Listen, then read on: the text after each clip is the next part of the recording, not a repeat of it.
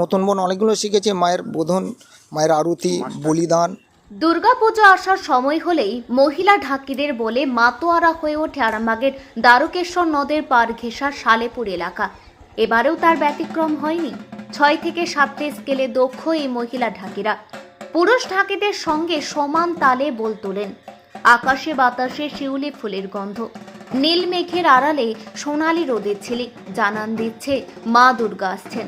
আর মা দুর্গা এলেই মুখে হাসি ফোটে ঢাকিদের মুখে। পুরুষ ঢাকিদের পাশাপাশি সমান তালে ঢাকের বোল তোলেন সালেপুরের মহিলা ঢাকিরা। শুনতে অবিশ্বাস্য লাগলেও ওই মহিলা ঢাকিদের চাহিদাও নেহাত কম নয়। পুজো এলেই রাজ্যের বিভিন্ন প্রান্তে ডাক পড়ে তাদের। বিশেষত মহিলাদের পুজোয় মহিলা ঢাকিদের চাহিদা বেশি। সালেপুরের রামনগর ও পার্বতী চক 2 গ্রামের প্রায় 10টি পরিবারের মহিলারা ঢাক বাজানোর সঙ্গে যুক্ত। পুজো আসছে তাই এখন থেকেই মহড়ায় মেতেছেন তারা। মহিলা ঢাকি চম্পা মল্লিক জানান, কোনো কাজই ছোট নয়, সেই কথা মাথায় রেখেই অনেক লোকের কুকথা হাসাহাসিকে উপেক্ষা করেই তারা এই মহিলা ঢাকির দল তৈরি করেছিলেন। আজ সেই ঢাকের দল সাফল্য পেয়েছে। এই কাজ করে সংসার চালানোর পাশাপাশি পুজোর সময় বাচ্চাদের নতুন জামা কাপড় তুলে দিতে পেরে, বাচ্চাদের আবদার মেটাতে পেরে দারুণ খুশি হন তারা। এছাড়াও এই কাজ করে তারা নিজেরাও অনেক আনন্দিত হয় বলে জানান নমিতা দলুই। ঢাকির দলের প্রশিক্ষক সুকুমার দাস জানান, দিলীপ কুমার দাসের উদ্যোগেই এই দল সংগঠিত করা হয়েছিল। প্রথম মহিলাদের ঢাক বাজানো শেখাতেই অনেকটাই বেগ পেতে হয়েছিল তাদের। আজ তারা অনেকটাই দক্ষ। রাজ্যের প্রায় 7 থেকে 8টি জেলায় তাদের দল ঢাক বাজায়। আর সেই ঢাক বাজানোকে জীবিকা করেই আজ তাদের জীবন অনেকটাই সচ্ছল। আগামীতে তারা আরো বড় জায়গায় পৌঁছাবেন সেই আশাতেই নিজেদের কাজে আরো জোর লাগাচ্ছেন তারা সকলে। বলতে আমরা খুবই গরিব। আমাদের এই চম্পা দিয়ে আমাদেরকে যোগাযোগ করার পর আমরা সবাই এখন প্রচণ্ড মেয়ে হয়েছি, সবাই এসেছি দলে দলে। আসার পর আমরা খুবই ভালো বাজাচ্ছি বা বাজাতে যাচ্ছি। দুর্গাপুজোয় প্রচুর জায়গায় গেছি বা এখনও যাচ্ছি। আমাদের খুবই ভালো লাগছে এবং বায়না না হলে বরঞ্চ আমাদের আবার মন খারাপ হয়ে যায়, যেতে পারে না, কিংবা আমাদের খুবই আনন্দ হয়, ভালো লাগে। এখন বায়না অনেক বেড়েছে। হ্যাঁ, বেড়েছে বা হচ্ছে, যাচ্ছি। মূলত কি একটু এই সংসারে এক্সট্রা ইনকাম? হ্যাঁ, রোজগার তো ভালোই হয়েছে, পয়সা ভালোই হয়, বাজাতে গেলেও ভালোই পয়সা পাওয়া যায়। হ্যাঁ, চলে, ভালোই হয়, আনন্দ ফুর্তিও হয়, খুব মজাও হয়। আপনার নাম দিদি? নমিতা দলুই।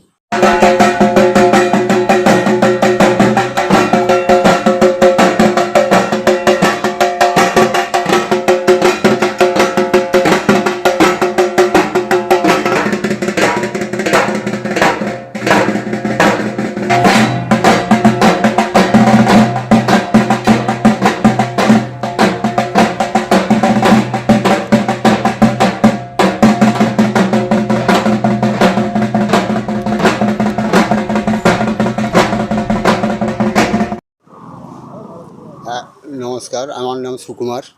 আমার বাড়ি হচ্ছে গোঘাট থানা বালি অঞ্চলের দিঘোড়া গ্রামে। তো আমরা প্রথম থেকেই এসে ওখান থেকে যে দিয়েছি, প্রশিক্ষণটা দেওয়া হয়েছে। দিলীপবাবু আমাকে প্রথম নিয়ে আসেন। দিলীপবাবু আমাকে বলেন, এই ব্যাপার, আমরা একটা মহিলা দল করব, তুমি যদি একটু সহযোগিতা করো, আমার যতটুকু সাধ্য আমি চেষ্টা করব। তো সেই হিসাবে ওনারা এখন ভালো স্বাবলম্বী হয়েছে এবং দুর্গাপুজোর যে বায়নার সব রীতিনীতি সবটা যদিও নিতে পারেনি, তাহলেও কিছু কেমন নিয়ে এখন মোটামুটি চারদিকেই ঘোরাঘুরি হচ্ছে।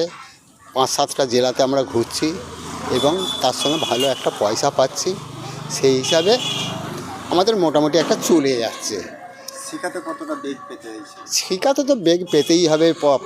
দিনের পর দিন আমি কামাই করে নদী পেরিয়ে, নৌকো পেরিয়ে প্রত্যেক দিন প্রায় এসেছি। প্রথমের দিকে এখন একটু কম আসতে হয়, যদিও এবারে বেগ তো অনেক তৈরি হয়ে গেছে। এবারে যেটা দেখাচ্ছে সেটা আস্তে আস্তে 2-4 দিনের ভিতরে নিয়ে নিচ্ছে। তখন কিন্তু একবারে নতুন বলে প্রত্যেক দিন আসতে হতো। যেমন বাচ্চা ছেলেদিকে নিয়ে প্রত্যেক দিন বসা হয়, সেরকম করে বস করিয়ে ওদিকে হাতে ধরে শিখানো হয়েছে।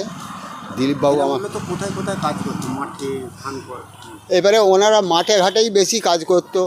কেউ হয়তো কারো বাড়িতে কাজ করতো, হ্যাঁ, সেইগুলোকেও তুলে নিয়েছে। ওরা পরপর আস্তে আস্তে এসে দেখলো যে হ্যাঁ জায়গাটা আমাদের ভালো লাগছে। যারা প্রথম থেকে কাজ করছিল তারা দেখে ওনাদেরকে বলেছে, ওনারা সেইটা দেখে আস্তে আস্তে আস্তে আস্তে এখন মোটামুটি আমাদের এইখানে বা ওইখান থেকে এসে কিছু লোক এইখানে প্রশিক্ষণ নিয়ে গেছে, যে সেইখানেতে আমরাও গেছি প্রশিক্ষণ দিতে, গিয়ে ওইখানেতে একটা দল হয়ে গেছে। আবার কখনো কেমন আমরা একসঙ্গেই একটা দলেতেই সবাই যায়। আপনার নাম? আমার নাম সুকুমার দাস।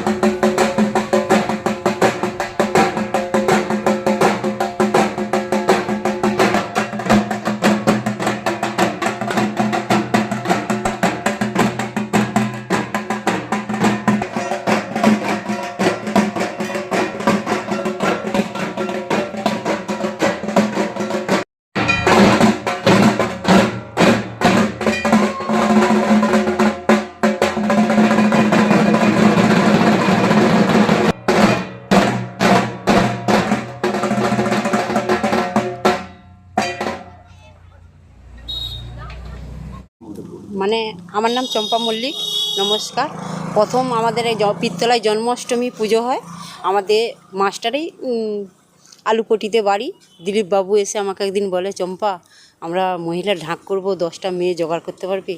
আমি তো হেসেই আলা, আর কিছু পেলেনি মেয়েদা বলি, আর তুমি শেষকাল পর্যন্ত তুমি ভিডিওই কাজ করো, একটা মেয়ের দিকে কিছু কাজ দিতে পারলেনি। এতদিনে বলছো মহিলা টিম করব, মহিলাটা ঢাক বাজাবে, মেয়েরা ঢাক বাজাবে। লোকে দেখলে কি বলবে, লোকে শুনলে কি বলবে, আর আমাদের স্বামীরাই বা কী বলবে। বলছে এইরকম করে বলে মানে আরও 1 বছর কেটে যায়। আবার 1 বছর বাদে আবার জন্মাষ্টমীর দিনে বলছে কী রে, লোক জোগাড় করতে পারলি নি? বলছি সত্যি করে তুমি ঢাকের দল করবে? বলে আমাদের ওইখানে পীরতলার কাছে আমাদের 100 দিনের কাজ হয়। 100 দিনের কাজে ওদের পাড়ার মেয়েরাই, দাসেদের মেয়েরা, ওর দিকে বলি এই ঢাক বাজানোর দল করব আমরা, তোরা কিছু লোক আয় না। বলছে তারা তো হেসেই আলা হয়ে গেল। বলছে মেয়েদি আর কিছু লোক পেলেনি, আর কিছু কাজ পেলেনি, ঢাক বাই না। বলছে এই তোদেরই তো ঢাক বাই না, আমি তো যাচ্ছি তোদের সাথে, নে না আমরা একটা দল করি না। মহিলারা কি কোনো কাজে কমতি আছে? বলে ওরাও কোনো পাত্তা দিল নি। পাত্তা না দিতে আমরা এখানে বাদামকলে পার্বতী চৌকে কাজ করি। এইখানে একটা আলোচনা করে লক্ষ্মীর সাথে আলোচনা করে নমিতা বলল তাহলে আমি আছি বলে আমরা প্রথম 2-3 জয়েন হলাম। জয়েন হয়ে আমাদের ওইখানে গিজেতলা কালী ঠাকুরের কাছে পুজো দিলাম। পুজো দিয়ে আমরা প্রথম 4 জন জোগাড় হলাম। 4 জন জোগাড় হতে ভালোই বাজনা হচ্ছে, টেলিং হচ্ছে পীরতলায়। কিছু লোক আমাদের পাড়া থেকে আপত্তি এলো যে তোমরা আমার স্বামীও কাছে আছে ম্যানেজার হিসেবে। সে পাড়ার লোক এসে বলছে, আরে তুই তো রাজমিস্ত্রির কাজ করিস, আর তুই আর কিছু পেলিনি, বউকে নিয়ে ঢাক বাজাতে নেমে পড়েছিস? বলছে আমাকে ভালো লেগেছে, আমি এসেছি। কোনো কাজ ছোটো নয়, কাজ করতে পারলেই হলো। তোমাদের বউকে পাঠাবে না, ঠিক আছে, তোমাদের মেয়েকে পাঠাবে না, ঠিক আছে, আমার ভালো লেগেছে, আমি এসেছি বলে একে একে যা দেখলো আমরা সব। আর প্রথম সূচনা বাইনা হলো আমাদের আলুপটিয়ে মহলার দিনে কালী পুজোয় আলুপটিতে সূচনা হলো। সেইখানে আমরা 4টে মেয়ে বাজাতে যাই। দেখে এবারে মেয়েরা সব আলুপটিতে কালী পুজো দেখতে যে আমার দিকে দেখে খুব ভালো লেগেছে বলে পরে পার্বতী চক থেকে কিছু মেয়ে আবার জয়েন হয়ে এখন খুব ভালো লেগেছে। খুব উৎসব, খুব আনন্দ ফুর্তি। কিছু সংসারে টাকা পয়সা দিতে পারছি, কিছু ছেলে মেয়েদের হাসি ফুর্তি দিতে পারছি, জামা কাপড় কিনতে পারছি, খাওয়া পাওয়ার কিছু অভাব নেই, কিছু নেই, সস্তা সিনসুলে সংসার চলে যাচ্ছে। নমস্কার।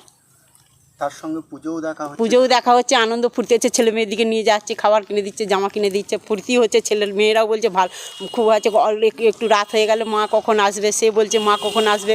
ওর মেয়ে ফোন করছে মা আমার জন্য খাবার কিনে আনবে, মা এইটা আনবে সেইটা আনবে, বলছে হ্যাঁ আনবো বলে সবাই সব রাত্রেবেলা এসে পৌঁছে গেলাম যে যার বাড়িতে। সে তার আবার কাল সকালবেলা আবার চলে যাচ্ছি, এরকম করে খুবই ফুর্তি হয়। গ্রামের লোক আছে এখানে? এইখানে আছে আমাদের রামনগরের আছে 2 জন 3 জন, পার্বতী চকের আছে 5-7 জন, এই দুটো গ্রামেরই লোক আছে। আপনার নাম কি? আমার নাম চম্পা মল্লিক।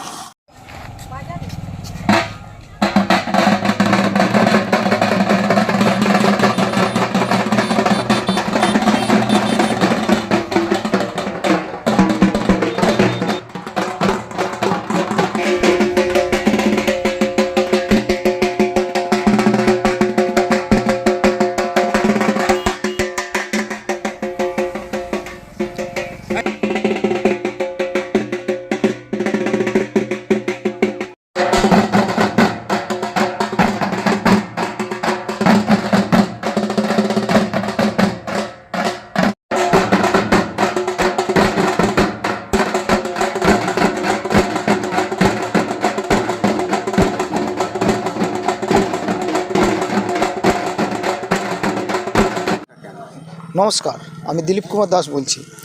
আমি 2425 সালে আরামবাগে গোকুলবাবু নামে এক মহিলা ঢাকি, উনি আরামবাগ উৎসবে নিয়ে আসেন।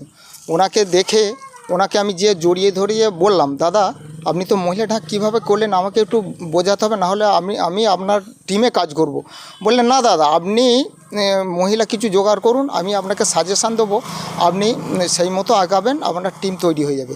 তো আমি 25 সালে ওনাকে দেখলাম। 26 সালে আমি আমাদের ওখানে জন্মাষ্টমীর দিন কৃষ্ণ পুজো হয়, সেই কৃষ্ণ পুজোতে চম্পা লক্ষ্মী দিকে 5 জনকে আমি জিজ্ঞাসা করলাম যে তোরা একটু আমার সাথে মহিলা ঢাক করবি। ওর তো রেগে আমাকে আগুন হয়ে বললো না, ঢাক বাজানো শিখতে হবে কেন, আর অন্য কিছু কাজ নেই। আমি বললাম দেখ, আমরা তো 3 পুরুষ ধরে ঢাক বাজিয়ে আসছি, তো আমরা ঢাকটা বাজানো এটা আমার পেশা, তো আমি এইটাই করবো বলে। তারপর ওরা রাজি হলো, রাজি হয়ে আমি বললাম ঠিক আছে, তাহলে কালী পুজোর দিন পুজো দিয়ে আমরা কালীমাতা ঢাকি সম্প্রদায় 1 আশ্বিন 1426 বৃহস্পতিবার শুরু করলাম।